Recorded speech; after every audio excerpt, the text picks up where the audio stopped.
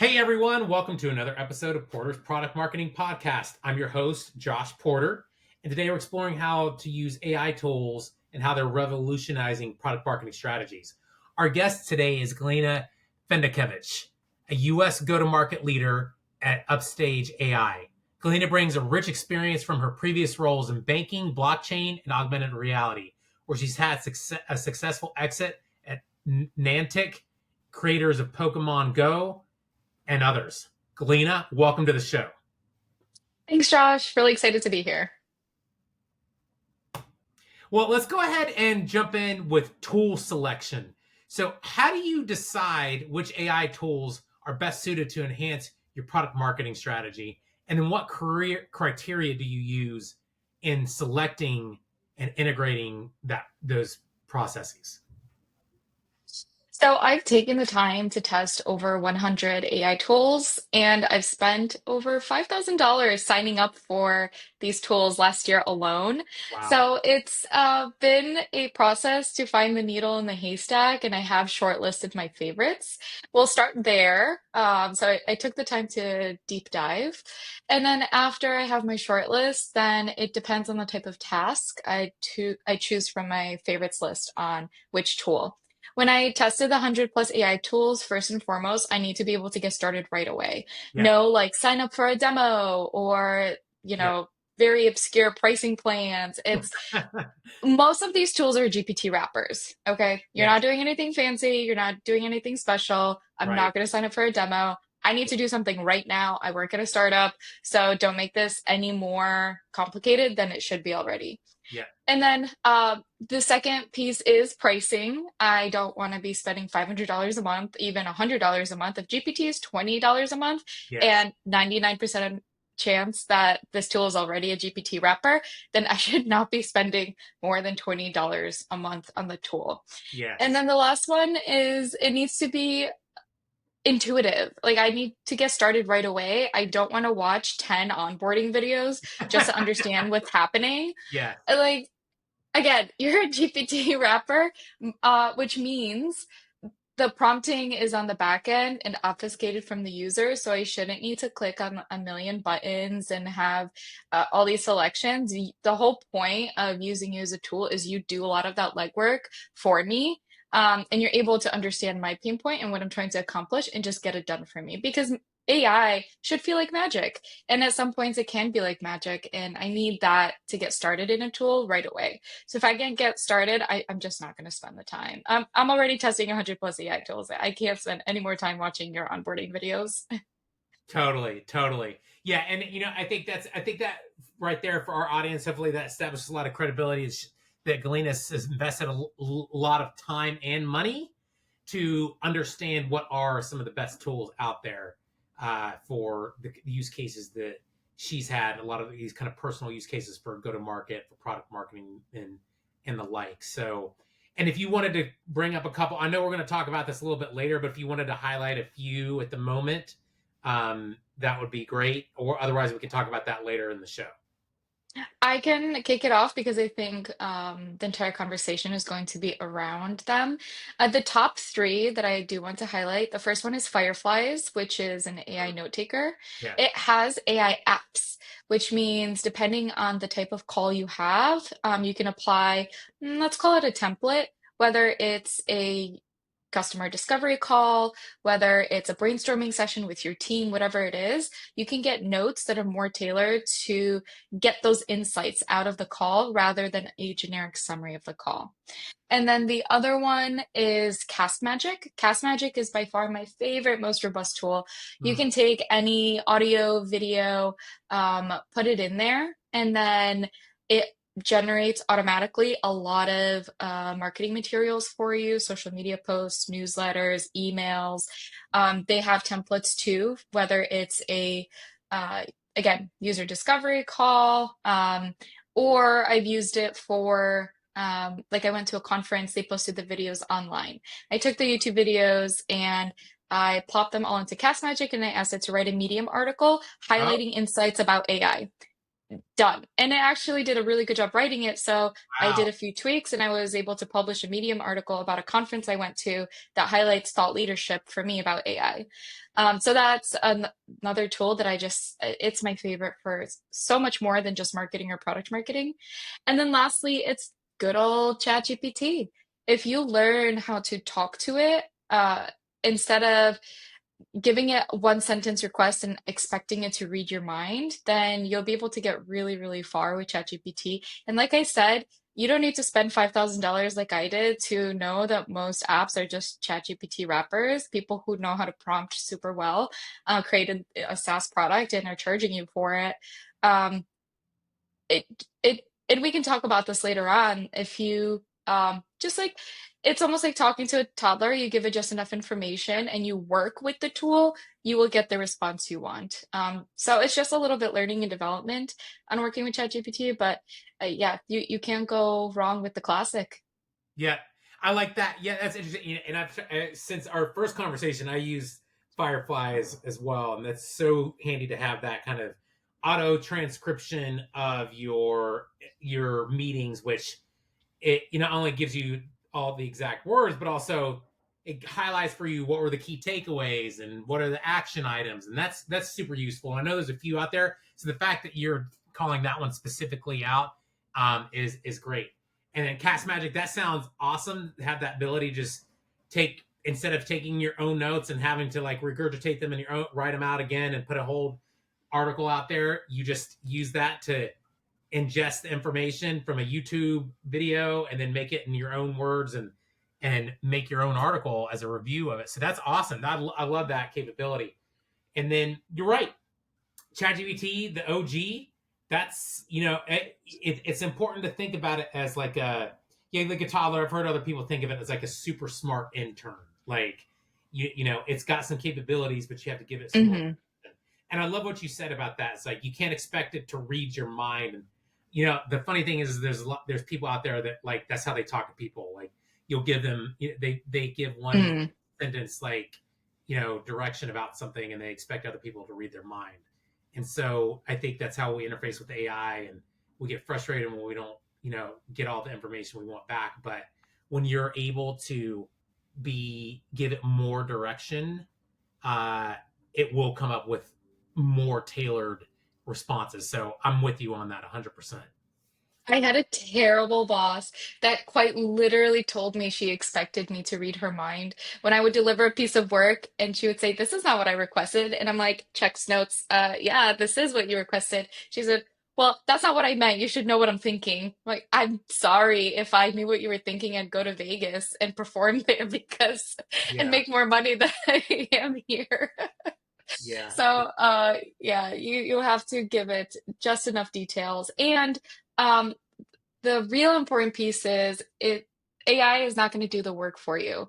You Yeah. have to have your own perspective and your own unique touch to whatever piece of content you're creating. So even the videos, let's say YouTube videos from a conference that you want to create into a Medium article, you should say, highlight insights about AI. What really stood out to me is this like one point. So just give it something to have an opinion, have a direction, have a perspective, and then it'll generate something pretty beautiful for you.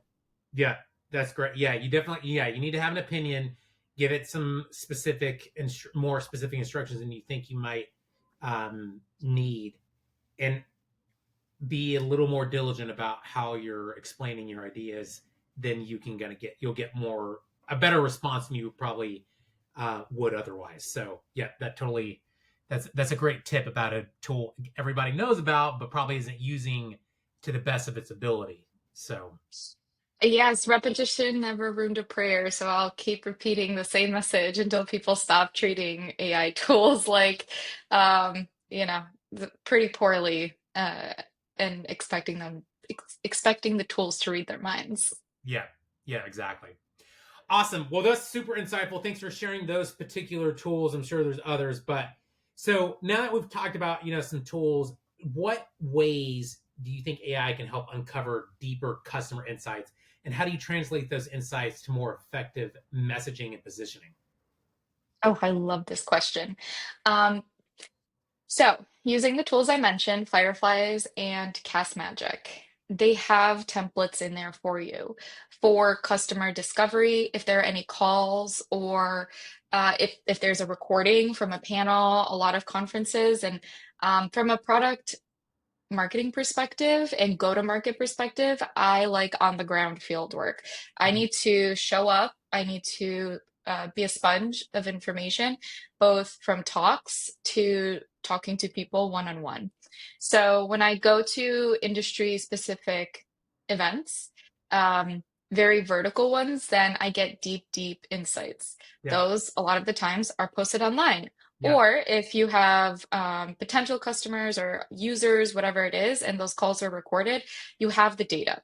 Hmm. So the data is out there. Yes. It's just in a format that now you need to find a way to distill. And that's where Fireflies and Cast Magic come in. If you can just get an audio, you don't even need a video, then you can apply their templates.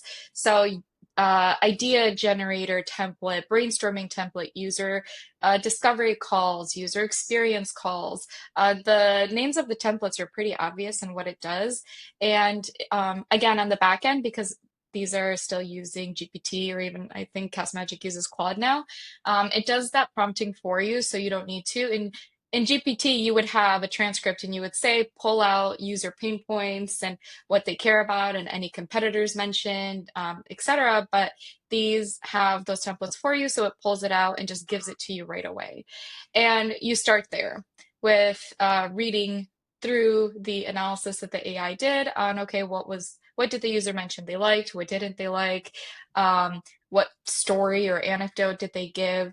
So you can get those insights. Cast Magic, what I like about it is it really is upload and then you get all the user insights and more from the get-go. So you don't have to do like one thing at a time, meaning like one prompt, one question at a time. Sure. They really, they're thorough. They give you a lot, bang for your buck on every audio upload. They have something called Pages, which is like a long format response or almost report. So you can take multiple calls, and this is where Cast Magic really shines.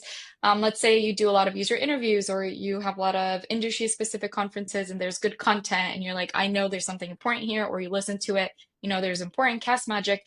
You can upload all of those, select which recordings you want to process, and then you ask the AI tool to synthesize information for you, and it will again into pain points, areas of Mm, opportunity, product feature requests, etc. So now it can process multiple things at once and it can start to find patterns. That's what AI is really good for. It's analyzing vast amounts of data. So it will find those patterns for you.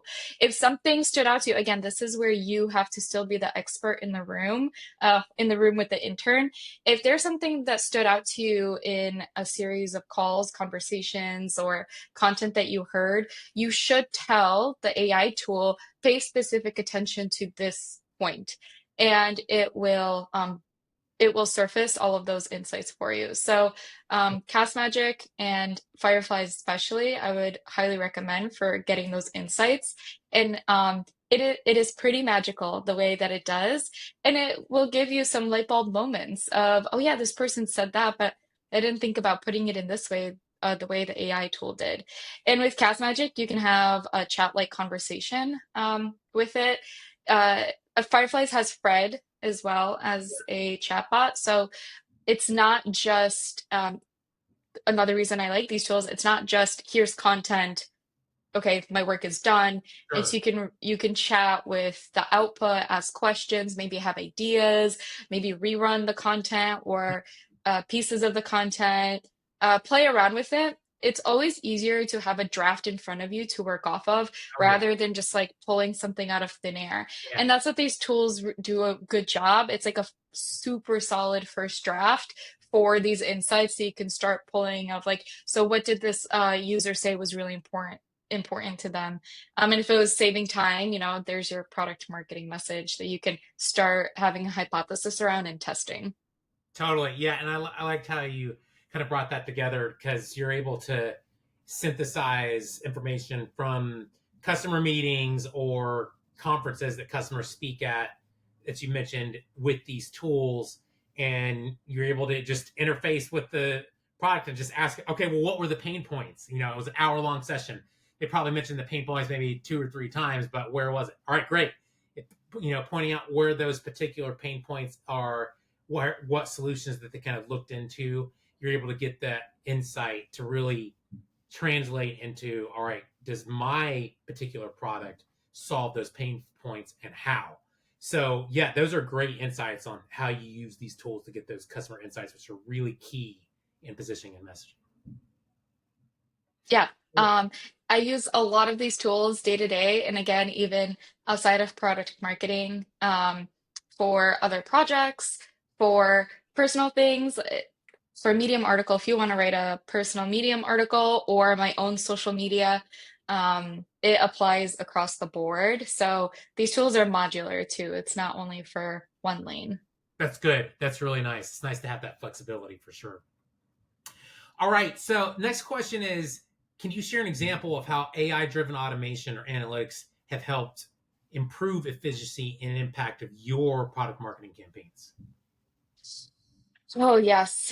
So, as mentioned, I do a lot of field marketing going to events. And with that, we test a hypothesis at a time.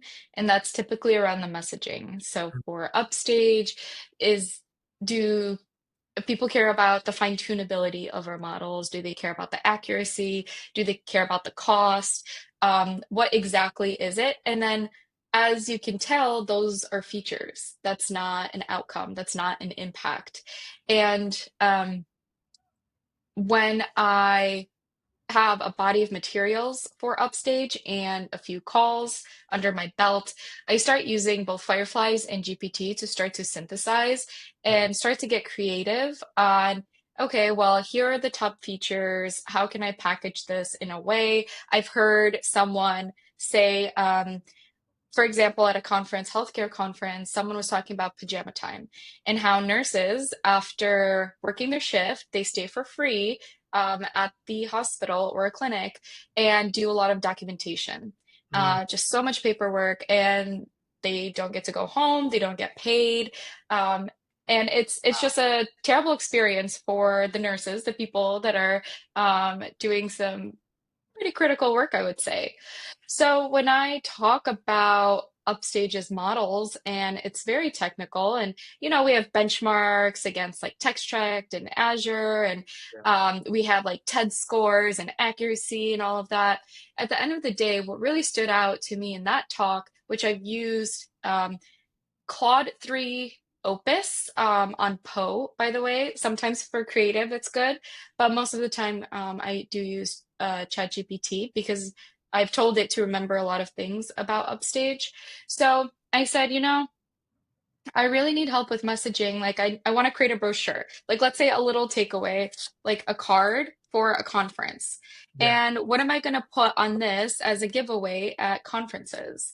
And I don't want it to be generic. I don't want it to be like a flyer with all this small text on there. I need Right. it to communicate the value. So when I went to this conference and heard about pajama time, I started chatting with my tools. Told them that this particular um, event or moment was important and I want to work on this pajama time idea. And the storyline and the hypothesis that came out that I started testing at events or with potential customers and started putting out there to see people's reaction, which by the way was very good, is um, using AI helps you get your work done faster and helps you get home to have dinner with your family. So Hmm. there's no more pajama time. Yeah. They don't care if accuracy went from 91 to Sure. Yeah. 97%. They don't care about this. They don't, it helps you get your documentation done faster, get home, have dinner with your family, no more pajama time. So it's something like that that I've done a lot of iterations with, both using Fireflies and ChatGPT, and then it translates into more of the content of the flyer content.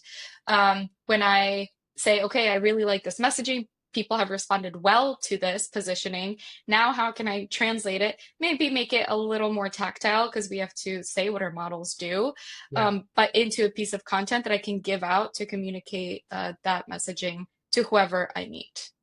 Yeah. I love that. That's great. It's a really good example to kind of show how those insights helped with the campaign. You understood a specific pain point for a very specific audience, and you're able to speak to that. And that really goes back to, and I've brought this up in other podcasts about, that the kind of jobs to be done framework from Clayton Christensen about you're not hiring a if you're putting up a painting and you want to put a hole in the wall, you're hiring something to do that job. It could be a drill or it could be a hammer, but honestly, sometimes it doesn't matter to people. You just want the hole in the wall. So whatever it is you hire to do that. And in a lot of these cases, like sometimes it's like whether it's the product you're selling or even the AI itself, you don't care about how it's doing it, or things like you mentioned, like they don't care that the accuracy was 98%.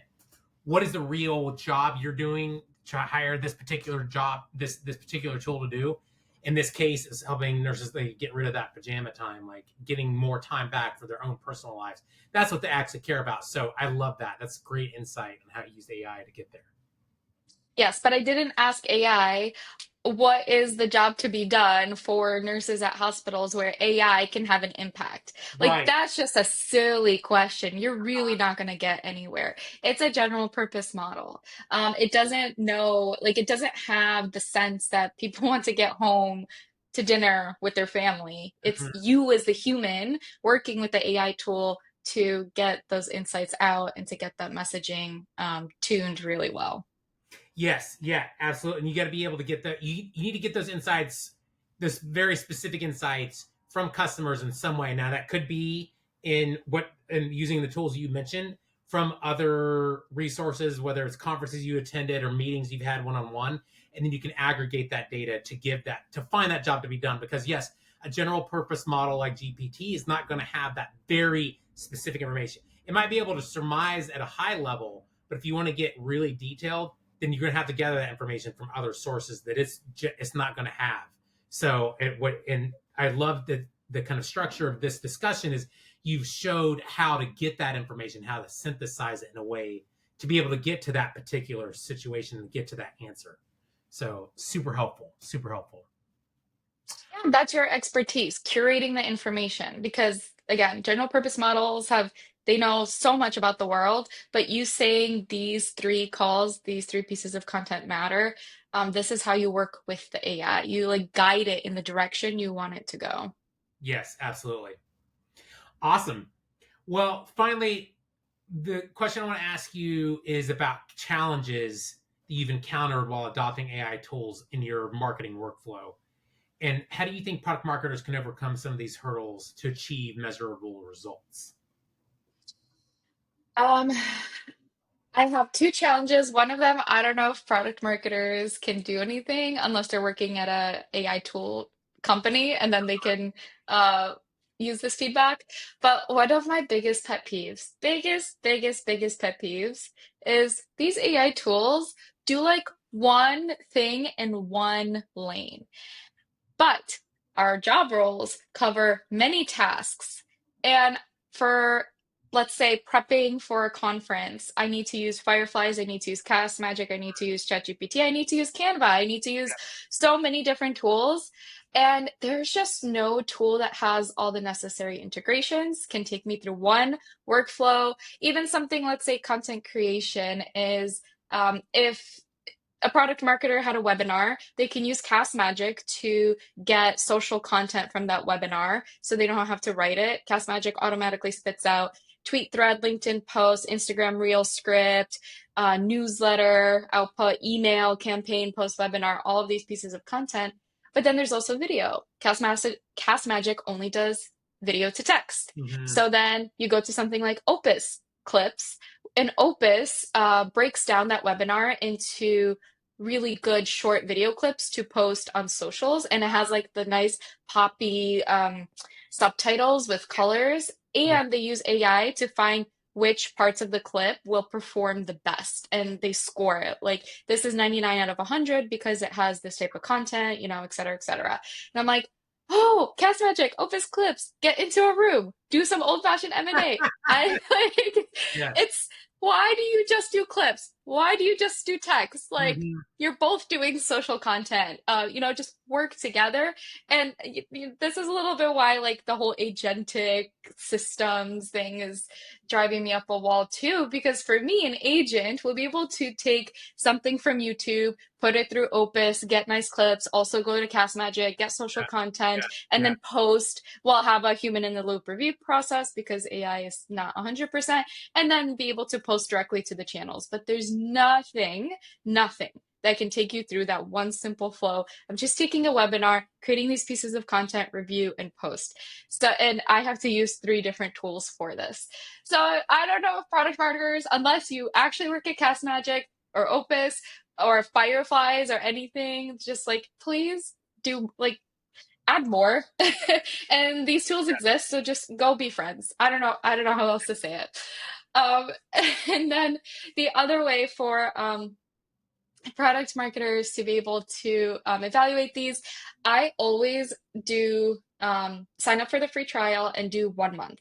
Like, never sign up for the annual plan because you just don't know if it's going to work for you. Cast Magic and Fireflies might work for a lot of people, but not necessarily for you. So, sign up for 1 month. If you like it, then go on an annual plan because it does make financial sense to do it annually after. But Mhm. 1 month, make sure you get how to use it and you use it at least 2 to 3 times a week. If you don't use it that many times, then that tool is not going to be useful for you and you're just wasting money at that point. So like I said, get a feel for it. If you can use it and it feels good, it's intuitive, it gives you the outputs you want, it's not taking you more time to use the tool than if you just did it yourself, Yeah, then yeah, then that is an easy decision point. I like it. Yeah, that makes sense. I think those are good insights too, to kind of think about how to use multiple tools. Uh, Ideally, they'd be all the same, or you can use an agent to do something like that. And getting the definition of what agentic AI is a whole other topic we can get into, but at this point. So that's great. These are really super insights, Galina. Your expertise, I feel like, it really shows how AI can drive smarter and more efficient product marketing when you really implement it thoughtfully. Yes. So now, before we wrap up, of course, we're going to jump into the rapid fire round to get to know you a little bit better. You ready for it, Galina? I'm ready. All right. First question. Favorite. I know we've talked a lot about this, but if you're going to have to pick one, what is your favorite marketing tool? Cast Magic. Cast It Magic. really works like magic. I really, really like Cast Magic. That's good. Yeah, and for all the reasons that we discussed earlier, so that's good to hear. Second, what do you think the most underrated skill is in product marketing? I still think it's taking the technical features and translating them into value for the Uh-huh. user. Yeah. Reducing pajama time, getting home for dinner versus accuracy level and a- and Business this many outcome. parameters and it runs on this. Like, you could do a whole feature list, but all of that doesn't matter unless you can say what the actual impact is. Yeah, it's all about making the technical relatable. That's what it comes down to. So, Yep. I agree with you on that. All right. Third question. What's the biggest mistake to avoid in product marketing? Um, oh, I'm sorry. I'm cringing so visibly.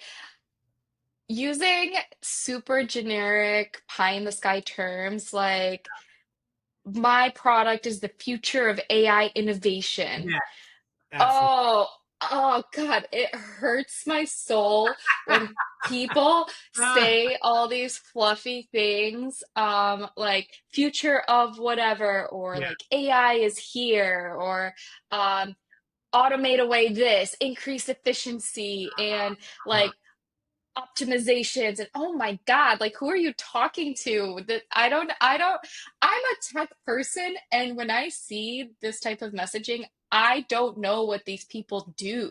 Totally. I think it's so it's the biggest mistake when you just simply don't say what you do.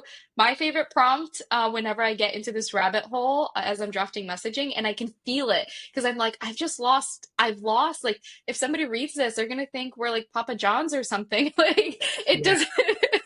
You swap in any company and it doesn't make a difference. Then I always ask GPT, like, hey, here's what I'm trying to say. Can you rephrase it like I'm talking to a 10-year-old?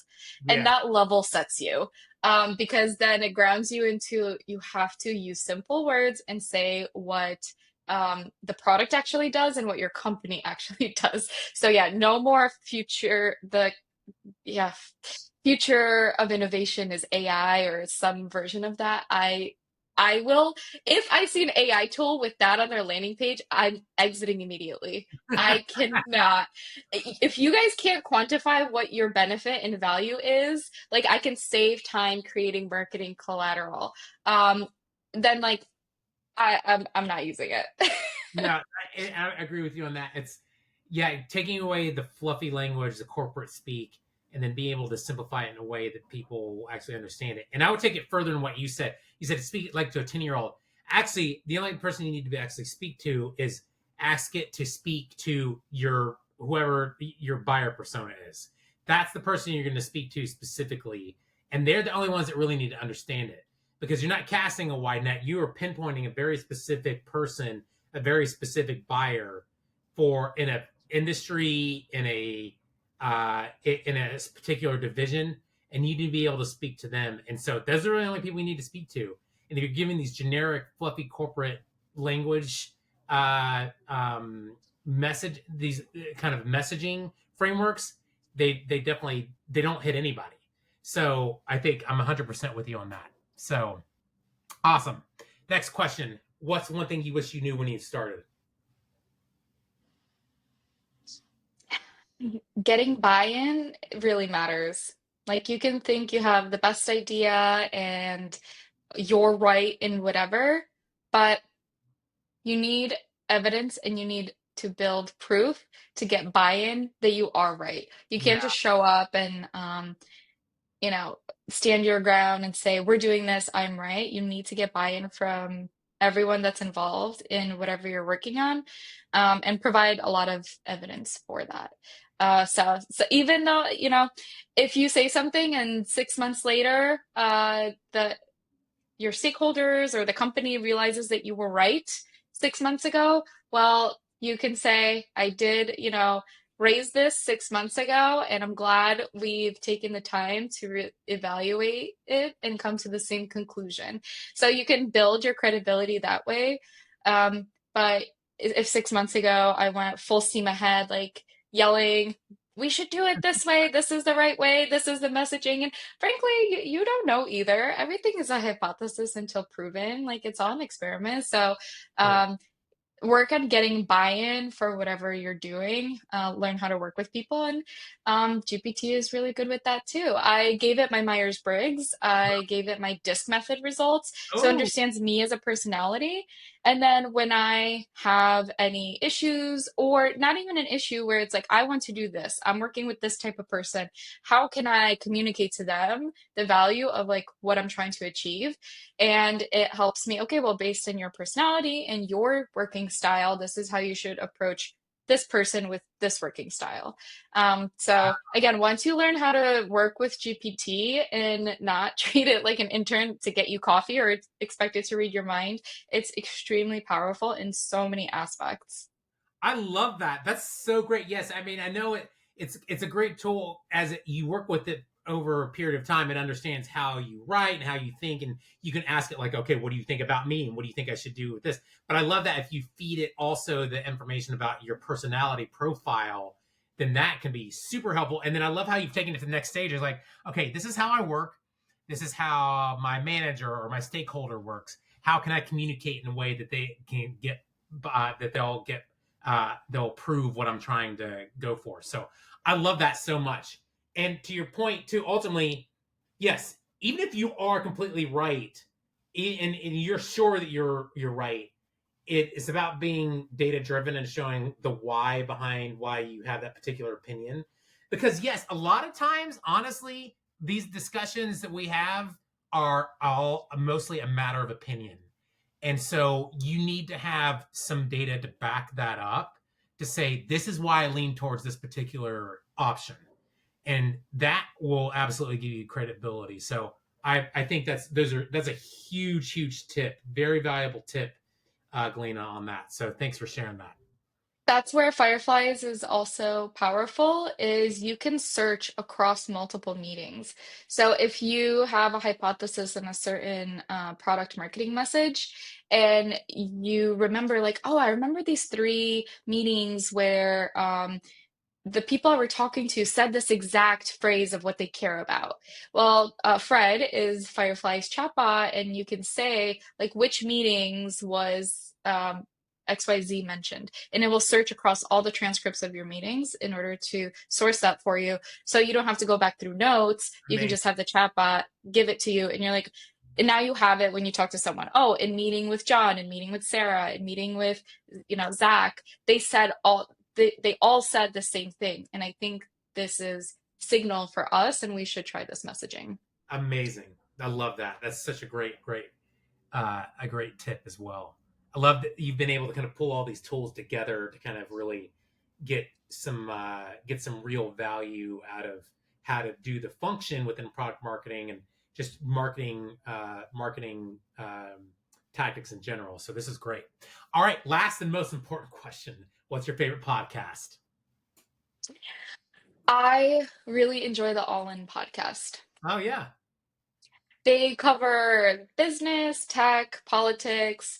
They talk about AI a lot. Mhm. And I think, given their positions and their success, they have good, 300-foot views on what is happening in the industry. And they talk a lot about how they hit up their friend group chats and ask questions about what's happening in AI, and their group chats are full of the decision makers, the people that are movers and shakers in the industry.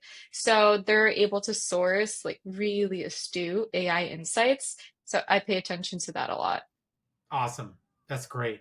Yeah, that's definitely a good one. That's pretty popular, so it's good to kind of get some more another endorsement for it. So that's awesome. Great. Well, awesome answers, Galena. Thank you so much for sharing your insights on using AI tools and how it can be a very useful tool for product marketing strategies. Thanks for having me. This was a lot of fun. Absolutely. And to our listeners, thank you again for tuning into another episode of Porter's Product Marketing Podcast. If you enjoyed this episode, please subscribe, leave a review, and share it with your network. We'll be back soon with more actionable insights and strategies to help you to excel in your product marketing journey.